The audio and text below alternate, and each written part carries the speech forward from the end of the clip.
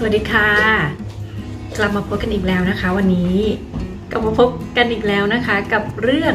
ของการกลับไทยในช่วงสถานการณ์แบบนี้นะคะในสถานการณ์ที่จะต้องมีมาตรการต่างๆเพิ่มขึ้นมานะคะไม่ได้กลับแบบปกติทั่วไปแล้วนะคะก็เอพิโซดนี้ก็จะพูดถึงการแพ็คกระเป๋านะคะเมื่อเอพิโซดที่แล้วก็จะพูดเกี่ยวกับการเตรียมตัวนะคะในการเอกสารต่างๆในการเข้าไทยใช่ไหมคะแล้วก็ต้องเตรียมอะไรบ้างนะคะก็ได้พูดไปแล้วเนาะเอพิโซดนี้ก็เลยอยากจะพูดในเรื่องต่อมานะคะที่เราจะต้องเตรียมก็คือการแพ็คกระเป๋านะคะแต่การแพ็คกระเป๋าของนกนี่มันไม่แพ็คกระเป๋าแบบปกตินะคะเพราะหนึ่งก็คือเราไม่ได้เดินทางโดยตรงจากลอนดอนกลับกรุงเทพนะคะสำหรับคนที่อยู่ใน UK นะคะในกรณีของนกก็เดินทางจากสกอตแลนด์นะคะส่วนปัญหาที่2ก็คือนกไม่ได้เดินทางคนเดียวนะคะเดินทางกับเด็กนะคะก็จะต้องคิดนิดนึงเพราะปกติเนี่ยเดิมทีเลยนะคะขอเข้าเรื่องเลยละกันทุกครั้งที่นกกลับไทยเนี่ยนกจะไม่เคยแพ็คอะไรเลยในกระเป๋านอกจากของฝากเพราะเสื้อผ้าเราก็มีอยู่แล้วที่บ้านที่เมืองไทยนะคะเราไม่ต้องเอาอะไรมาเลยนะคะนอกจากของฝากแล้วก็สิ่งจำเป็นอื่นๆเท่านั้นที่เราไม่มีที่เมืองไทยเนี่ยนะคะวันนี้การแพ็คกระเป๋าของเราเนี่ยมันไม่เหมือนเดิมอีกต่อไปแล้วคือเอาข้อแรกก่อนนะคะคือนกไม่ได้บินจากลอนดอนนะคะถ้าเราบินตรงจากลอนดอนเนี่ยกระเป๋าของเราเนี่ยสามารถที่จะแพ็คได้30กิโลต่อ1ใบใช่ไหมคะเดินทาง2คนก็ได้ใบละ30กิโลที่จะโหลดเข้าเครื่องได้ถูกไหมคะแต่เนื่องด้วยว่านกจองตั๋วเครื่องบินการบินไทยจากลอนดอนไปอังกฤษไม่ใช่นะคะจากลอนดอนไปกรุงเทพเนี่ยเป็น international ก็จริงอันนั้นได้30โลแต่ก่อนที่เราจะบินไปถึงลอนดอนอีกนะคะจากสกอตแลนด์ไปลอนดอนเนี่ยมันเป็น local ใช่ไหมคะมันเป็น domestic ก็ไม่สามารถที่จะได้ถึง30กิโลนะคะอันนี้1เรื่องเพราะฉะนั้นแต่ละใบของนกกับของลูกก็จะได้คนละแค่23กิโลกรัมเท่านั้นเพราะฉะนั้นอันนี้ก็คืออีก1ปัญหาที่อยากให้ทุกคนอย่าลืมคิดนะคะเพราะทั้งขาไปและขากลับก็จะทำให้เรา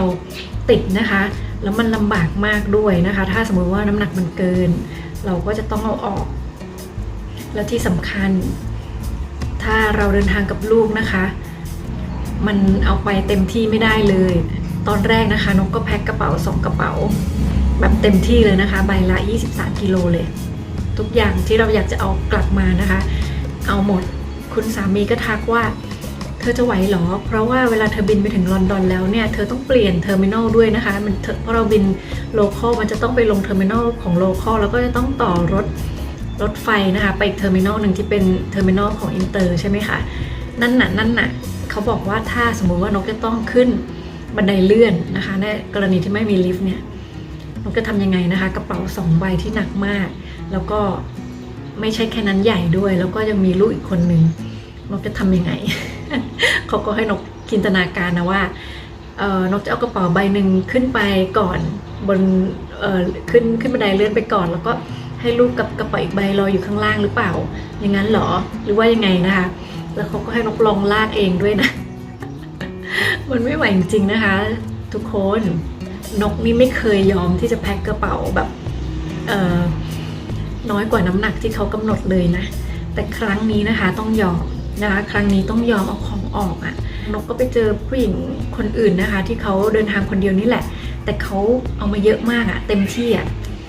เขาก็ยกคนเดียวไม่ไหวต้องหาคนช่วยยกบ้างต้องถ่ายเทบ้างนะคะโอ้ทั้งเอาขึ้นเครื่องอีกล่ะใช่ไหมคะเพราะเราไม่ได้มีแค่สุดเคสอย่างเดียวเรามีกระเป๋าที่สามารถจะเอาขึ้นเครื่องได้7กิโลนั่นน่ะทุกคนก็อยากเอาไปเต็มที่แต่พอสภาพจริงๆแล้วมันไม่ง่ายเหมือนที่คิดไงใช่ไหมคะที่ผ่านมานกก็เอามาได้ตลอดนะแล้วนกก็คิดว่าไม่เห็นมีปัญหาอะไรเลยแต่คราวนี้นกตัดสินใจถูกนะคะที่เชื่อสามีก็คือเอาของออกนะคะแล้วก็เปลี่ยนสุดเคสใหญ่ๆ2ใบเป็นใหญ่1ใบสำหรับเราแล้วก็เล็ก1ใบสำหรับลูกเพราะคิดแล้วว่าถ้าต้องยกไปทั้งหมดนะคะอย่างน้อยก็เอาใบเล็กขึ้นใบใหญ่ก็ลากได้นะคะแล้วอีกมือก็จุงลูกได้แบบนี้นะคะแล้วพอไปถึงหน้างานจริงๆมันก็เป็นอย่างนั้นจริงๆนะคะอย่างที่บอกก็คือมันก็หนักแต่อย่างน้อยเราก็ยังพ พอไหวใช่ไหมคะลูกก็ยังเราก็ยังดูลูกได้ด้วยแล้วเราก็ยังดูกระเป๋าได้ด้วยแต่หลายๆคนที่น้องเห็นก็คือเขาก็จะต้องแบบกระเป๋าแยกบ้างแตกบ้างอะไรอย่างนี้นะคะบางคนเขาเตรียมไป30 กิโลเต็มที่จากสกอตแลนด์ก็มีแบบนี้นะแต่ในกรณีของเราก็มีลูกด้วยก็เลยต้องคิดว่าเราก็ต้องเอาลูกไว้ด้วยนะคะนี่คือกรณีแรกนะคะก็คือน้ำหนักกระเป๋าที่สำหรับคนที่ไม่ได้เดินทางบินตรงจากลอนดอนนะคะจะต้องบินไปลอนดอนก่อนแบบเนี้ยจะลำบากก็ให้คำนวณกระเป๋าดีๆนะคะมั่นใจว่าเราจะสามารถยกเองแบกเองได้ถ้าเราไม่มีเพื่อนไปด้วยหรือสามีไปด้วยนะคะส่วนอีกเรื่องหนึ่งสำหรับกระเป๋าในการแพ็คก็คืออย่าลืมว่าการเดินทางกับเด็กนะคะแล้วเด็กต้องมากักตัว14 วันเนี่ยสิ่งที่ขาดไม่ได้เลยคือของเล่นนะคะต้องดูว่าลูกเราชอบอะไรก็เตรียมมาสิ่งนั้นมาด้วยนะคะ14 วันแล้วทั้งวันมันไม่ง่ายเลยนกเตรียมมาเยอะมากแต่ก็ยังเขาเรียกว่าอะไรแต่ก็ยังหมดไอเดียนะคะบางวันก็ไม่รู้จะเล่นอะไรนะคะบางวันเขาก็แบบไม่รู้จะเล่นอะไรแล้วแบบนี้นะคะนกก็จะใช้วิธีเตรียมของเล่นที่เขาชอบนะคะแล้วก็คิดว่าเป็นของเล่นที่ไม่ต้องเอากลับนะคะแล้วก็พอดีโชคดีว่าลูกนกก็ชอบอ่านหนังสือแล้วก็ชอบเขียนนกก็เตรียมกระดาษเปล่าให้เขาเขียนดินสอยางลบแบบนี้นะคะปัญหาของหนังสือก็คือมันจะหนักนะคะก็จะเลือกอะไรที่แบบเบาๆนะคะแต่ว่าเยอะๆหลายๆหน้ามันจะมีหนังสือแบบเขาเรียกหนังสือแบบที่เป็นซีรีส์เนาะมันก็จะมีแบบเบาๆก็มีนะคะแต่อันหนาเขาก็จะอ่านได้นานนิดนึงนะคะ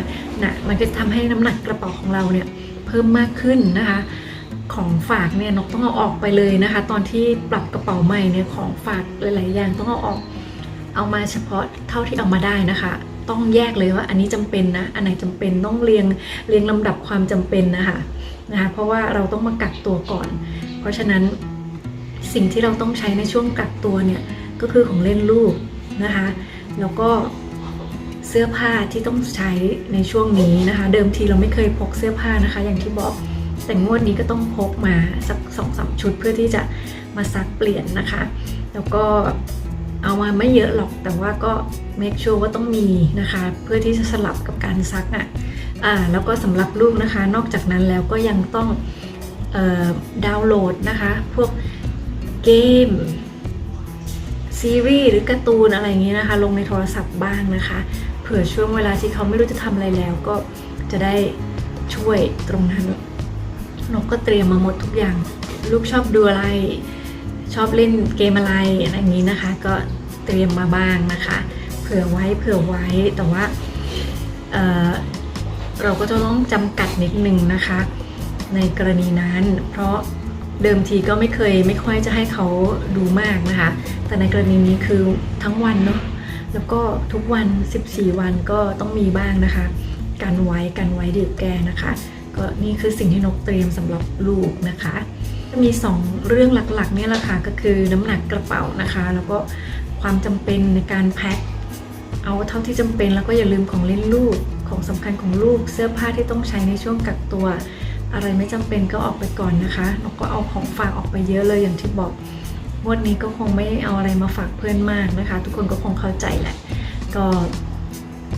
กระเป๋าเราก็คือเหมือนแพ็คมากักตัว